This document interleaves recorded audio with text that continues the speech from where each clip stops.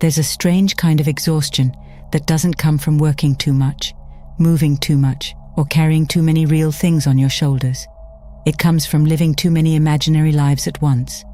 One version of you says yes, another says no, another waits, another runs, another explains itself to people who haven't even judged you yet. Another fails in a future that hasn't happened. Another succeeds, but only after every possible danger has been removed. And there you are, sitting in the middle of all these versions, feeling tired from journeys your feet never took. Maybe you know exactly what this feels like. You want to make a decision, but your mind opens 10 doors at the same time. Behind one door is regret. Behind another is embarrassment. Behind another is disappointment. Behind another is the possibility that people won't understand. So instead of walking through one, you stand in the hallway and call it being careful. You tell yourself you're being responsible. You tell yourself you're just thinking things through. And sometimes, yes, thinking is useful, but there's a point where thinking stops being a lantern and becomes fog. A person can lose years this way, not dramatically, not all at once, no loud collapse, no obvious disaster, just a slow leaking of life through tiny moments of hesitation, a message never sent, an opportunity never taken, a conversation postponed, a project kept in the mind until it becomes heavier than the actual work would have been. And the painful part is that from the outside, nothing seems wrong. You look calm, you look thoughtful, you look like someone who's planning, but deep inside you can feel it. You're not planning anymore, you're circling. Your mind is powerful, almost too powerful honestly. Give it one small uncertainty and it can build an entire city out of it.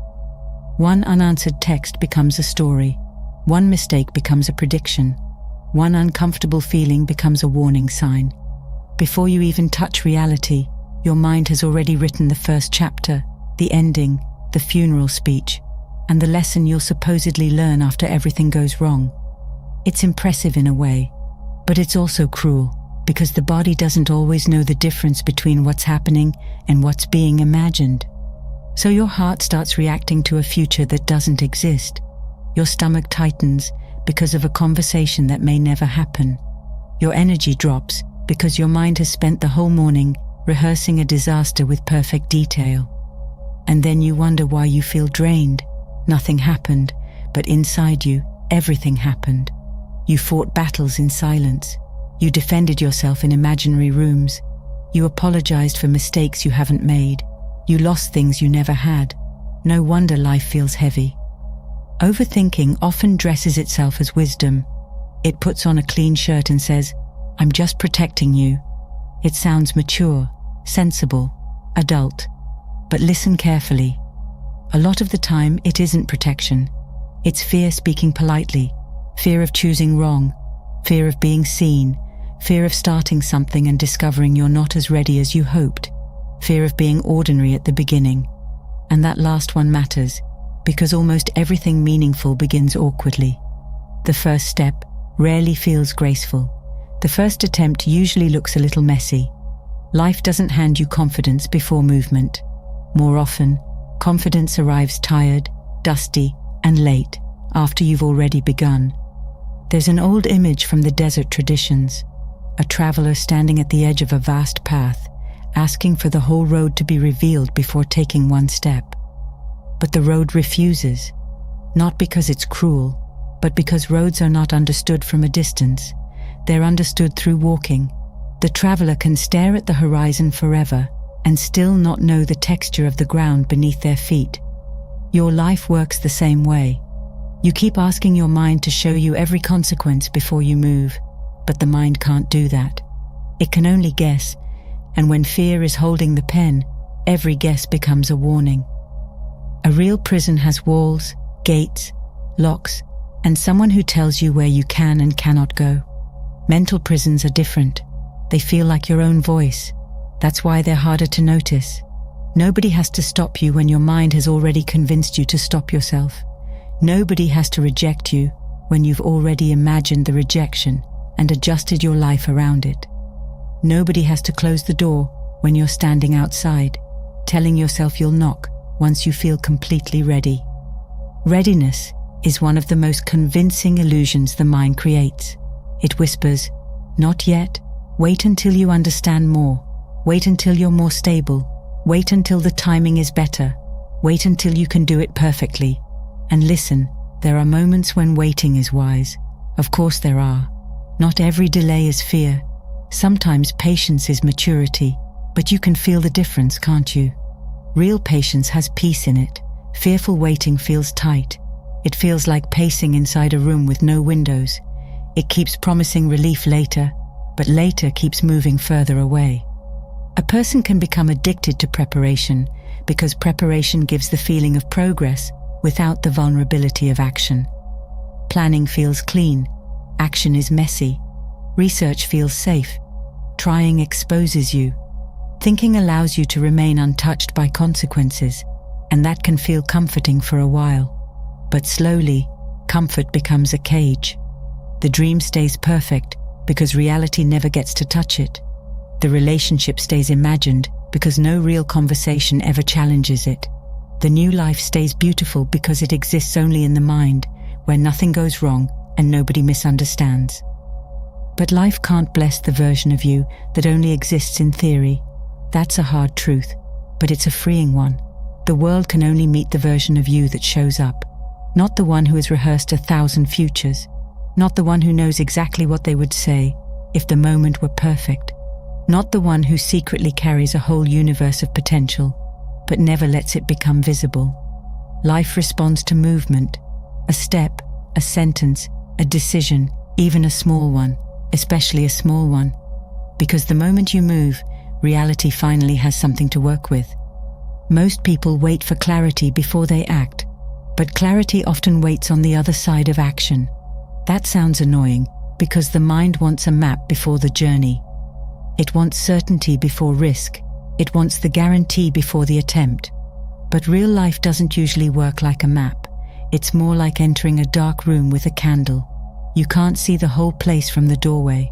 You see the next few steps, then the next few after that. The room reveals itself because you entered. Think about how many things became clearer only after you actually experienced them. You didn't understand certain people until you spoke honestly. You didn't understand your strength until something demanded it. You didn't understand what you wanted until you tried something and felt in your bones, "No, not this," or "Yes, more of this." That kind of knowing doesn't come from sitting still and imagining every version of life. It comes from contact, from friction, from reality touching you back. There's a quiet humility in action. You admit, without saying it out loud, that you don't know everything yet. You admit that the mind can't solve the whole mystery from the balcony. You have to come down into the street. You have to feel the weather. You have to meet the people. You have to make the imperfect choice and let life teach you through response. Not every step will be correct, sure. Some paths will turn out to be wrong. Some doors will open into rooms you don't belong in. But even that gives you something overthinking never gives you: information from life itself. Overthinking gives you theories. Action gives you evidence. Overthinking gives you imagined danger. Action gives you real feedback. Overthinking multiplies possible futures until you feel trapped between them. Action collapses the noise into one living moment, and maybe that's why even a small step can feel strangely relieving. You finally stop being split into 1,000 versions of yourself. You return to one body, one breath, one choice, one life. There's a kind of peace that comes when you stop demanding that your mind carry the weight of the entire future. Your mind was never meant to be a fortune teller. It was meant to be a tool, a guide, a companion on the road. But when you force it to predict everything, prevent everything, control everything, it becomes overwhelmed. Like asking a candle to light up a whole mountain range. No wonder it flickers. No wonder it burns low. A more honest way to live begins with noticing, not fighting your thoughts, not shaming yourself for thinking too much. Just noticing the moment thinking stops serving you and starts swallowing you. There's a subtle shift. At first, thought helps you see. Then suddenly it makes everything blurry. At first, it helps you choose. then it gives you 20 more reasons not to. At first it protects your energy, then it drains it completely. That moment matters. Catch it gently. Don't turn awareness into another weapon against yourself. You don't need to destroy the mind. You need to put it back in its proper place. Let it advise you, but don't let it imprison you. Let it offer possibilities, but don't let it multiply them until your spirit can't breathe. Let it warn you, but don't let every warning become a law. Some thoughts are just weather passing through. A dark cloud doesn't mean the sky has failed. A fearful thought doesn't mean the future is dangerous. Sometimes the mind is just trying clumsily to keep you safe. Slowly, as you practice choosing reality over rehearsal, something soft returns. Life feels less like a courtroom where every decision is judged and more like a path where every step teaches you. Mistakes become less terrifying. Uncertainty becomes less personal. You begin to understand that being alive was never about having complete control. It was about participation. You're not here to watch your life from the back row, quietly analyzing the performance. You're here to step onto the stage, forget a line now and then, recover, laugh a little and keep going. In conclusion, your mind can create 1,000 futures.